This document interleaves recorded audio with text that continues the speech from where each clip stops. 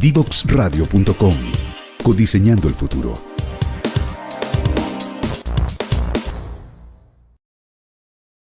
Hola, ya estamos de vuelta en esta primera pausa. Como les dije, tenemos dos interesantes invitados el día de hoy, no tan solo para hablar de lo que están hoy, sino de cómo construyeron, porque son parte de la historia de construcción de las políticas públicas en educación técnica profesional. Así que vamos a tener una conversación muy entretenida, vamos a ir migrando de un tema a otro, porque no es solamente hablar de innovación social, sino que de cómo incorporar los conceptos de innovación en la educación TP, que hay una historia bastante interesante que conocer. Vamos a conectar primero y damos la bienvenida a Gonzalo Donoso. Gonzalo es sociólogo de la Católica y magíster en gestión de las políticas públicas de la Universidad de Chile. Y se ha desempeñado y tiene muchísima experiencia tanto en agencias nacionales e internacionales, de educación superior, técnica profesional, y también ha trabajado en distintos organismos del Estado, desempeñándose obviamente en todo lo que es área técnico-profesional también del Ministerio de Educación. Lo interesante es que con Gonzalo nos pudimos encontrar y conocer específicamente en el programa de IPCFT 2030 en sus inicios, ya que era un momento interesante el diseño, él trabajado mucho también, como les decía, en la política pública. Así que básicamente quiero darte el saludo. Hola Gonzalo, ¿cómo estás? Hola Eli, qué bueno verte. Así es. Gonzalo, gracias por aceptar esta invitación y me gustaría que nos contaras primero un poco la trayectoria y un poco la historia del mundo TP, ya que hemos estado ya con esta revolución de los técnicos incorporando temáticas de innovación, pero hay una historia mucho más atrás, que es un poco el background que ha habido en esta incorporación de la innovación en la educación TP. ¿Nos puedes contar un poquitito también de eso? Ningún problema. Y de hecho, quiero partir de una de las limitantes que tiene la educación TP en Chile. Y suena un poco incorrecto en parte, pero la educación TP fue introducida en Chile por las órdenes religiosas como una educación para pobres, la educación en oficio. Y por lo tanto, esa la situó siempre en un espacio de baja valoración. Lo cual en el tiempo ha cambiado sucesivamente, pero eso no es común en el mundo, pero generalmente nosotros vemos los ejemplos nórdicos o germanos, en los cuales la noción es totalmente distinta. Por lo tanto, el devenir en Chile ha conllevado un esfuerzo de muchos actores públicos y privados por valorar este tipo de formación técnica. Y es interesante porque el Estado está ausente en parte importante de esto. Si bien está la Escuela de Artes y Oficios, creada hace ya más de 100 años, casi 150, el punto es que se volvió una universidad, que es la USACH, y desapareció. Y el segundo espacio es INACAP, que todavía persiste como gran política impulsada en 1956-59 más o menos, que ha tenido distintos cambios a lo largo de su historia, pero aún está dentro de los mayores proveedores. Y si uno ve desde los 80 hasta el año 2013, uno no puede contar más de 10 políticas públicas orientadas exclusivamente a la educación técnica de nivel superior, y más o menos de manera similar a la educación de nivel medio, que Cristian cuando llegue nos va a poder hablar con mucho más fuerza y su vinculación con educación superior. Y ahí, solo para terminar, en cierta forma, el 2013 ocurre un momento único para la educación técnica y se ha mantenido gracias a la reforma de educación superior. Y aquí hay un tema que repercute. El primero es que las instituciones de educación superior técnico-profesional venían de un espacio de baja vinculación con el Estado. Pero cuando tú, como modelo de desarrollo, necesitas integrar a distintos actores, ya sea desde triple hélice o tetrahélice, significa que tienes un desafío cultural importante, que es uno de los principales pilares para desarrollar iniciativas de innovación. Y ese camino se ha ido transitando desde el 2013. Ahora es súper interesante porque le vamos a exigir a la educación técnica un espacio de convivencia cultural y de trabajo mancomunado que la política pública no incentivó en menos de 10 años, y las universidades ya tienen una lata experiencia de articulación con el Estado por lo bajo de más de 70 años a nivel gremial. Y solo para terminar, yo creo que este es el nivel de la educación técnica en diferenciación cultural es tan bajo que los niveles de polarización entre los distintos policymakers, sin importar los colores, es bajo. Entonces, es eso. Y ahora estamos en un espacio súper interesante y que yo lo veo con optimismo, porque la base de la educación técnica es habilitar a la mayor cantidad de gente para ingresar al mundo del trabajo, y no es formar una élite, perdón, del trabajo y la vida, y no es formar una élite para la generación del conocimiento, como las universidades, y por favor no lo digo de una manera negativa, sino que son fines distintos, en el caso de Chile. Y eso implica una diversificación, de que esto no es solo para la productividad, y porque ahora nos hemos dado cuenta de que todo problema económico es social y todo problema económico social es un problema económico, y es un momento súper interesante para hablar de innovación en un ambiente que se puede ver crispado, pero yo lo veo como una gran oportunidad. Está sin micrófono ahí. Perdón, se me fue el micrófono. No, lo que decía en ese mismo contexto, sobre todo en el tema de cómo esta productividad empezó desde el modelo más económico, y ya estamos saliendo de estos modelos más clásicos económicos, y cómo la educación TP empieza a tomar valorización. Y como decías tú, hay distintos ejemplos que nosotros pudimos ver y trabajar en su conjunto al inicio de estos modelos sobre todo en los países nórdicos y germanos, la valorización era tan importante. O sea, ser un técnico daba igual o incluso mayor valor en el mercado social y el mercado económico, no el mercado social, sino en lo social y en lo económico, que un agente, un profesional universitario.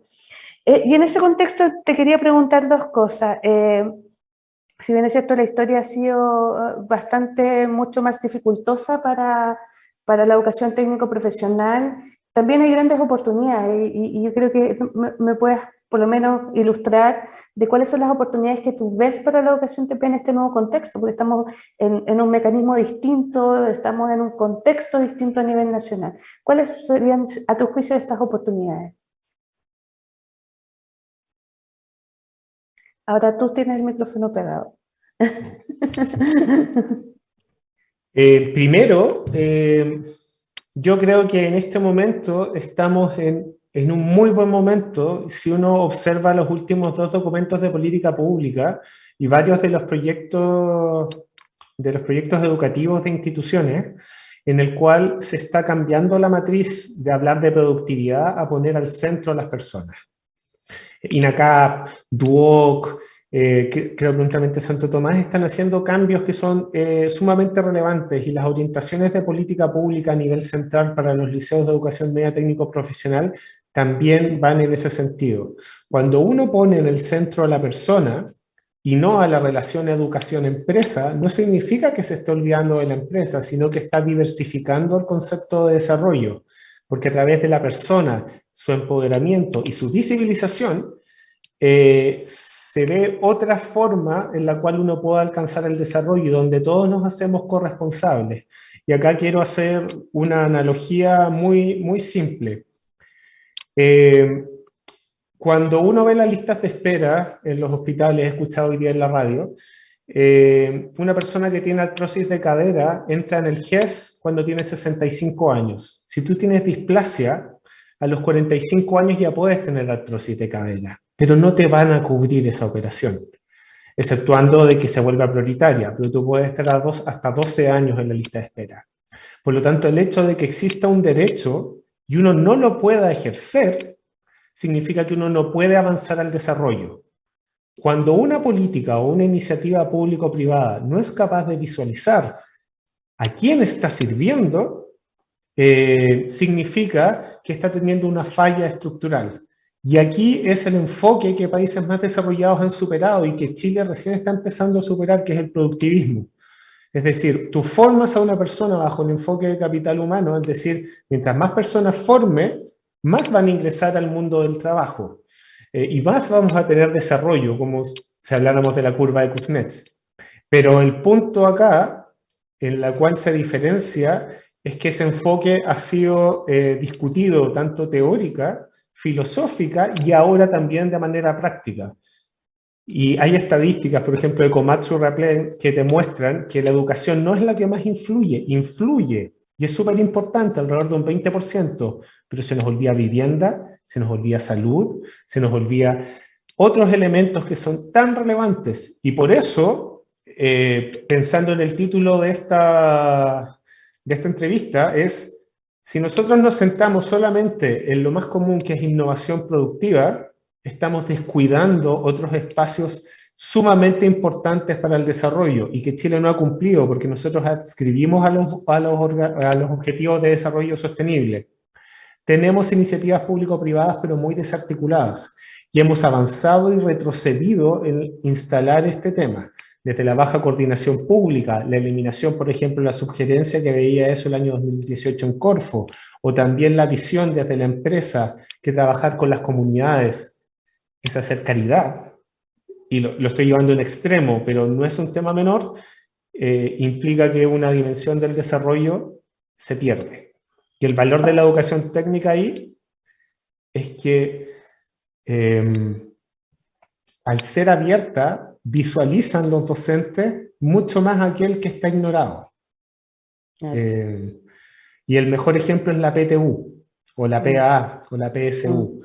Cuando un estudiante del sistema escolar da la PSU, la prueba de selección que sea, y no queda en la universidad, el sistema no se hace responsable de él. Así y es olvidado. Así es. Oye, Gonzalo, y eso tiene muchas aristas, porque tú bien lo dices, nosotros ya estamos cambiando el modelo económico y donde el Estado tiene una participación, y hablamos mucho desde el ámbito de acá, del Estado emprendedor, aquel Estado que puede impulsar ciertos tipos de iniciativas, y sobre todo la iniciativa en este concepto, porque antes era como la empresa, la academia, ¿cierto? El Estado, pero de la academia siempre se pensaba en el hecho de las universidades, y sobre todo en los ecosistemas de innovación, y más aún en los ecosistemas de innovación que son en los territorios, porque también hay un imaginario colectivo, ¿cierto?, que dice que más o menos que la innovación es algo tan etéreo, pero al final sucede en los territorios. Y en ese sentido, ¿cómo crees tú que es también tanto la brecha que existe en la educación TP para incorporarse en estos ecosistemas de innovación dentro de los territorios? ¿Cuál sería la brecha más importante? Tú dices, estamos en el centro, estamos evolucionando, pero ¿qué es todavía lo que falta en tu punto de vista y tu experiencia? A ver, lo primero, voy a hacer un resumen de los últimos 13 años, de los cuales con Cristian nos tocó el privilegio de estar ahí. Y lo primero es hacer un discurso integrado. Y un discurso integrado que esté adscrito a recursos. Yo diría que ese es el principal desafío primero desde el Estado. La gracia de los últimos dos consejos TP está dado en que los dos propósitos que se fijaron trataron de conciliar dos enfoques distintos, el de capital humano y el de la persona, y de hecho poca gente sabe, pero eso ha sido reconocido internacionalmente, el trabajo de Chile en ese espacio. Gonzalo, me puede tener un poquitito, porque no todo el mundo sabe qué es el Consejo TP, también para que pueda hacer el disclosure ahí. Voy a hacer. La Ley de Educación Superior, en su artículo número 17, consagra que tiene que haber un consejo público-privado en el cual se elabore una estrategia de desarrollo a partir de la formación técnica que debe ser revisada cada 5 años. En ella participan representantes de los distintos niveles educativos, tanto de educación formal como también de capacitación, agencias del Estado como por ejemplo Corfo, expertos, representantes de los trabajadores y de los empresarios. Y en eso se llega a un consenso en el cual cuáles son las áreas en las cuales se debe trabajar para potenciar. Y es bastante interesante porque ambas estrategias, que si bien son sumamente distintas en su forma de mostrarse, tienen a la base el hecho de que primero son más amplios que el triple impacto. Porque finalmente el triple impacto, como se ha tratado habitualmente, todavía, y que puedo reconocer que UNESCO lo trata distinto a como lo trata la OCDE, por ejemplo. Y en Chile prima la OCDE, y lo mejor es el Manual de Oslo. El Manual de Oslo recién reconoció en su escrito la innovación social, creo que hace unos 3 o 4 años. 3 años específicamente. Claro. En cambio, UNESCO y el resto de las reparticiones de la ONU vienen trabajando en los temas sociales desde principios del 2000. Incluso si uno quiere ver el cambio real en desarrollo humano, uno puede ver el discurso de Juan Somavia el año 1998 cuando habla de trabajo decente. Entonces, hay un desacople entre qué agencia sigue qué cosa. Y eso permitió que, por lo menos en la educación técnica, hubiera un cierto acople discursivo que lo hicieron los principales actores o los actores con más peso en el sistema en este momento. Y eso no es extraño, y en la lógica del autobombo, que INACAP, en su proyecto educativo, en su nuevo modelo educativo, lo que hizo fue incorporar y decir, yo voy a trabajar a partir de la estrategia TP. Perfecto. Eso es súper interesante que tú plantees, porque al final de cuentas esa es la diferencia de cómo uno mira y cómo se para la innovación, porque estamos siempre muy regidos a lo que es la OCDE, pero también no podemos perder de vista que la innovación no sucede sin un cambio cultural, si no hay cambio ni gestión del cambio en las mismas personas. Se nos ha pasado como súper volando el primer pausa, el primer espacio de conversación. Luego vamos a sumar a Cristian Lincoil, pero sin embargo quiero dejar planteada una inquietud y un tema de conversación que lo vamos a abordar con Cristian, que tiene que ver con el tema del enfoque de género, ya que esta nueva administración tiene como también uno de los pilares, ¿cierto? Los temas de, obviamente, sustentabilidad, los temas de territorio, pero también el enfoque de género. Y conversar un poco desde la experiencia que tiene tanto Cristian como Gonzalo, ¿cómo podemos abordar de la educación TP estos temas? Porque finalmente acá se cruza la innovación en los territorios, ahora estamos hablando de los temas de sustentabilidad, pero también cómo incorporamos esos enfoques, que no es incorporar más mujeres, eso ya lo sabemos, sino que el enfoque desde el punto de vista de género y también de la diversidad. Así que dejamos esta pregunta planteada, esta temática planteada, para ir a nuestra segunda pausa e incorporarnos con Cristian también como panelista. Vamos a esa pausa. Si quieres descubrir el valor de las ciencias de la computación en el desarrollo de los niños y jóvenes, no te puedes perder Día Cero. Día Cero. Todos los jueves a las 18 horas, junto a Belén Bernstein y sus invitados. Día Cero.